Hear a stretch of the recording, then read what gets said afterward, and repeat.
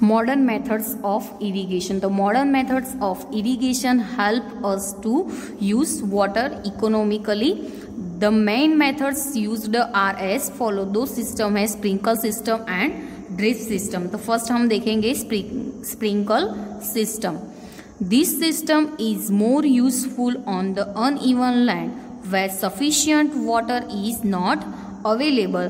The perpendicular pipes having rotating nozzles on top are joined to the main pipeline at regular intervals.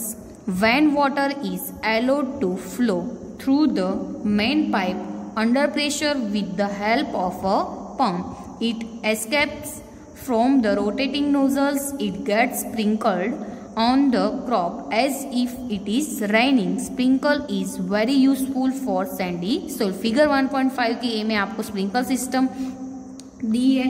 तो sprinkle system में क्या है, तो ये system ज्यादा अनइवन लैंड मतलब जहां पानी नहीं है उधर वो स्प्रिंकल सिस्टम ज्यादा यूज होती है. तो उसमें क्या होता है, जो मेन पाइपलाइन होती है उसमें सब इंटरवल्स की जो मेन पाइप होती है, तो सब इंटरवल्स में जो पानी की पाइप ज्वाइंट किया है वो पानी के टॉप पर रोटेटिंग नोजल, इधर क्या है जो रोटेटिंग नोजल दिया है जहां से पानी का फ्लो होता है, तो उसमें से पानी सभी इंटरवल को मिलता है. वो इसमें फुवारे की तरह पानी आता है. ये नोजल में से फुवारे की तरह क्या आता है, पानी. तो जब पानी का प्रेशर ज्यादा होता है तब पानी नोजल पर आ जाता है. मतलब इधर से जो मोटर से पानी आता है, ये इंटरवल में से जब पानी इधर नोजल तक पहुंचता है तो प्रेशर ज्यादा होना चाहिए. जो ज्यादा प्रेशर हो गया तो पानी फास्ट आएगा और फुवारे में से अच्छे से क्रॉप को मिलेगा.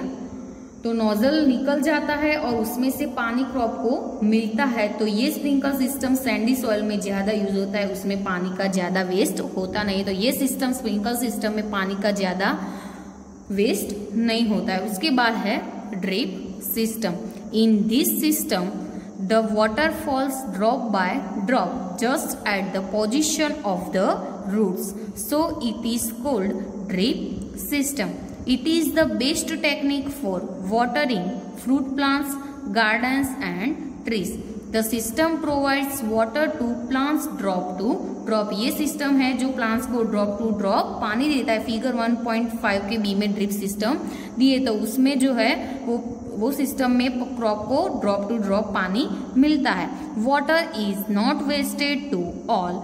It is a boon in regions where availability of water is poor. तो ड्रिप सिस्टम में क्या है, तो इसमें क्या होता है, तो हम पहले से सिस्टम को जमीन में फिक्स करके रखते हैं, तो उसके अनुसार हम क्रॉप को लगाते हैं. मतलब सिस्टम को पहले से फिक्स करके रख के उसके बाद क्रॉप को लगाते हैं. तो इसमें क्या है कि पानी जब पाइप में से आएगा तो वो डायरेक्ट प्लांट के रूट के पास आएगा. मतलब इधर से पानी आएगा तो जो जहाँ प्लांट है तो प्लांट के रूट के पास ड्रॉप टू ड्रॉप पानी मिलेगा. तो फ्रूट प्लांट के लिए ये बेस्ट टेक्निक है. जो फ्रूट प्लांट होते थे उसके लिए वो क्या है, बेस्ट टेक्निक. तो ये सिस्टम में प्लांट को ड्रॉप टू ड्रॉप पानी मिलता है. इसमें वाटर का वेस्ट बिल्कुल भी नहीं होता. तो जहां पर पानी एकदम पुअर मतलब कि थोड़ा है उधर ये सिस्टम बहुत हेल्पफुल है क्योंकि ज्यादा पानी का वेस्ट नहीं होता.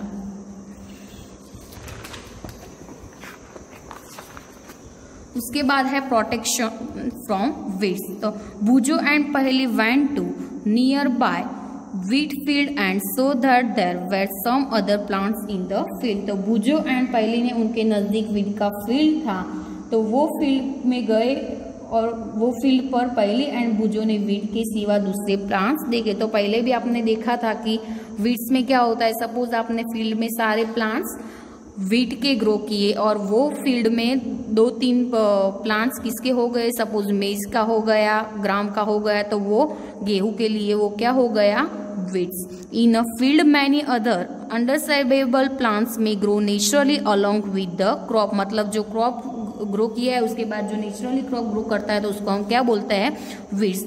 This undesirable plants are called weeds. The removal of weeds is called weeding. मतलब जो वीड्स मतलब जो दूसरे प्लांट्स है उसको हम रिमूव करते हैं तो उसको हम क्या बोलते हैं, weeding.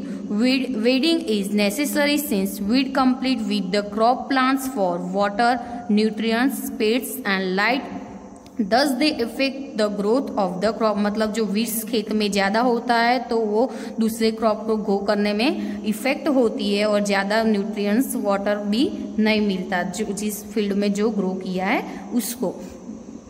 Some weeds inference even in harvesting and may be poisonous for animals and humans being, मतलब जो वीड्स को जो हम काट लेते हैं तो उसको हम एनिमल्स को, दूसरे को एनिमल से उसको भी दे सकते हैं। Farmer adopt many ways to remove weeds and control their growth, मतलब फार्मर जो वीड्स को निकालने के लिए, रिमूव करने के लिए farmers adopt many ways, different way से वो एडॉप्ट रिमूव कर सकते हैं। Tilling before sowing of crop helps in uprooting and killing of weeds which made they dry up and get mixed with the soil.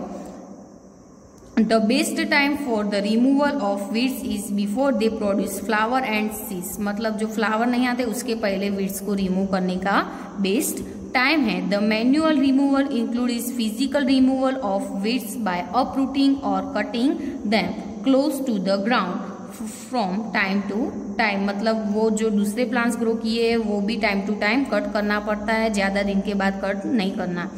This is done with the help of a khurpi से वो हम उसको remove कर सकते हैं। और seed drill figure 1.2 में seed drill आपको दी है और इधर सिकल भी दिया है।